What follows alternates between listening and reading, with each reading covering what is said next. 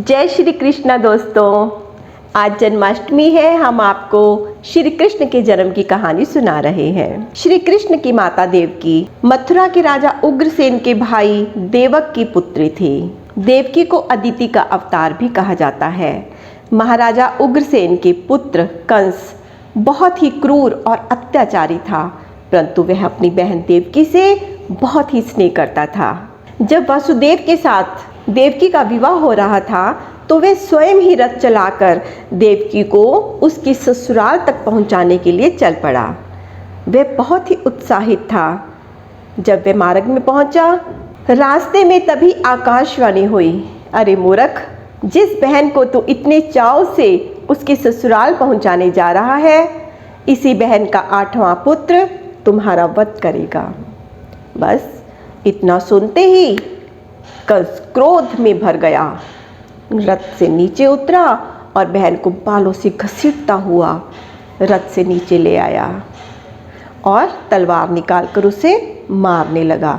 लेकिन तभी वासुदेव जी ने बड़े धैर्य से कंस को समझाया कि देवकी से आपको कोई खतरा नहीं है, कृपया आप इसे छोड़ दीजिए। मैं वचन देता हूँ कि देवकी की हर संतान को मैं आपको समर्पित कर दूंगा। इतना सुनते ही कंस शांत हुआ, उसने देवकी को छोड़ दिया, परंतु देवकी और वासुदेव दोनों को कारागार में डाल दिया। देवकी और वासुदेव दोनों कारागार में रहने लगे। वहीं देवकी ने अपनी 6 संतानों को जन्म दिया। उन 6 को कंस ने बड़ी बेरहमी से पत्थर पर पटक कर मार दिया। देवकी का 7वां गर्भ, जिसे विष्णु भगवान की इच्छा से योग माया ने देवकी के गर्भ से उठाकर वासुदेव की पहली पत्नी रोहिणी के गर्भ में स्थापित कर दिया।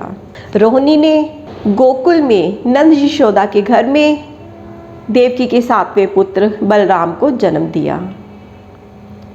अब देवकी को 8वां गर्भ फिर से ठहरा। यही तो मेन गर्भ था जिससे कंस को खतरा था। इसी के लिए ही तो आकाशवाणी हुई थी। अतः उसने क्या किया, कारागार में सख्तियां और बढ़ा दी, पहरे और बढ़ा दिए, बेड़ियां और भी मजबूत कर दी। एक की जगह 4-4 बेड़ियां पैरों में, हथकड़ियां 4-4, ताले भी 4-4, 7-7 ताले लगा दिए। अपनी तरफ से उसने अपनी मौत को जीतने की कोई भी कसर बाकी नहीं छोड़ी। गर्भ का समय समाप्त हुआ।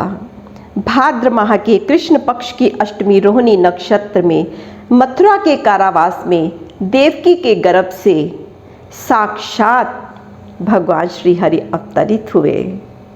बोलिए श्री कृष्ण भगवान की जय। बोलिए श्री हरि विष्णु भगवान की जय। सभी पहरेदार सो गए। चारों तरफ प्रकाश फैल गया। ताले अपने आप खुल गए, बेड़ियां अपने आप खुल गई, हाथों की हथकड़ियां अपने आप खुल गई। 10 दिशाओं को जगमगाते हुए शंख चक्र गदा पद्म हाथों में लिए चतुर्भुजी रूप में भगवान देवकी के सामने प्रकट हुए। वसुदेव और देवकी भगवान की स्तुति करने लगे और देवकी की आंखों से हर्ष और शोक दोनों के आंसू झरझरा रहे हैं। हर्ष इस बात का कि दुनिया के मालिक प्रभु श्री हरि मेरे सामने प्रकट हो गए, मेरे गर्भ से प्रकट हो गए, और शोक माँ की ममता वाला कि इसे भी मेरे पास न रहने देगा ये पापी कंस। तब भगवान ने वासुदेव को आज्ञा दी कि मेरे इस बाल स्वरूप को तुम ले जाकर गोकुल में नंद यशोदा के घर में रखाओ और वहाँ पर उनकी कन्या जो अभी अवतरित हुई है उसे लाकर देवकी के गोद में डाल दो। इतना कहते ही भगवान अंतर्ध्यान हो गए और छोटे से बालक के रूप में देवकी की गोद में आ विराजे। तभी वासुदेव ने बालक को उठाया, एक टोकरी में डाला और सर पर उठाकर चल पड़े गोकुल की ओर। रास्ते में यमुना नदी बहुत उछल कर प्रभु के पांव छूना चाहती है। प्रभु के उछल कर प्रभु के पांवों को जब वो छू लेती है तो वो समतल हो जाती है। वासुदेव जी नदी को पार करते हैं, गोकुल में नंद जी के घर में पहुंचते हैं और यशोदा जो सो रही थी उनके पास बालक को लिटा देते हैं और उनकी कन्या को उठाकर मथुरा वापस आ जाते हैं और देवकी की गोद में उस कन्या को डाल देते हैं। तभी अपने आप सारे दरवाजे लग गए, ताले लग गए, बेड़ियां पड़ गई, हथकड़ियां लग गई। ज्यों का त्यों जैसे कंस ने रखा था वैसे का वैसे बिल्कुल वैसे ही हो गया और कन्या रोने लग गई। उसका रुदन सुनकर पहरेदार उठे, जाग गए और कंस को सूचना देने के लिए भागे कि महाराज देवकी की 8वीं संतान ने जन्म ले लिया है। तो कंस वहाँ पे आया, देखा कि कन्या है, लेकिन वो पापी तब भी नहीं हटा। उसने देवकी के हाथों से उस कन्या को छीन लिया।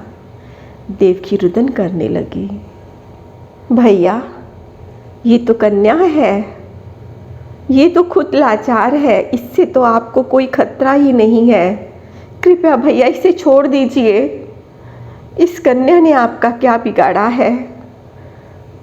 लेकिन वो क्रूर पापी राजा, उसने कन्या को छीना, पैरों से पकड़ा और पत्थर पर पटकने ही वाला था कि कन्या उसके हाथों से छूटकर आकाश में चली गई और बिजली बनकर कड़कड़ाई, चमचमाई और बोली, अरे मूर्ख, तुझे मारने वाला तो गोकुल में जन्म ले चुका है। बोलिए श्री कृष्ण भगवान की जय। इतना सुनना था, कंस के होश उड़ गए। माथा पीटता हुआ अपने महलों में वापस आ गया। उधर सुबह पूरे गोकुल में समाचार फैल गया कि नंद यशोदा के घर में पुत्र ने जन्म लिया है। चारों तरफ से बधाइयाँ हो, उत्सव मना रहे हैं, कोई नाच रहा है, मंगल गान गा रहे हैं। पूरे गोकुल में त्योहार बन गया है और तभी से आज के दिन, इस दिन को जन्माष्टमी की तरह मनाया जाता है। बोलिए श्री कृष्ण भगवान की जय। बोलिए नंदनंदन भगवान की जय। यशोदानंदन, देवकी नंदन, वासुदेव नंदन श्री कृष्ण भगवान की जय। बोल रे बलराम भैया की जय। तो ये थी आज की कहानी जन्माष्टमी की। हम ये कहानियों की सीरीज़ शुरू करने वाले हैं, तो आपको ऐसी कहानियाँ हमारे यहाँ पे मिलती रहेंगी। भक्ति भाव से पूर्ण कृष्ण की लीलाओं की कहानियाँ आगे आगे हम सुनाते रहेंगे।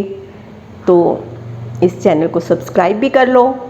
अगर कहानी मेरी पसंद आई तो उसे लाइक भी कर दीजिए, शेयर तो कर ही दीजिए और कमेंट भी करिए, हमें प्रोत्साहित करिए। नहीं पसंद आई तो डिसलाइक भी कर सकते हो।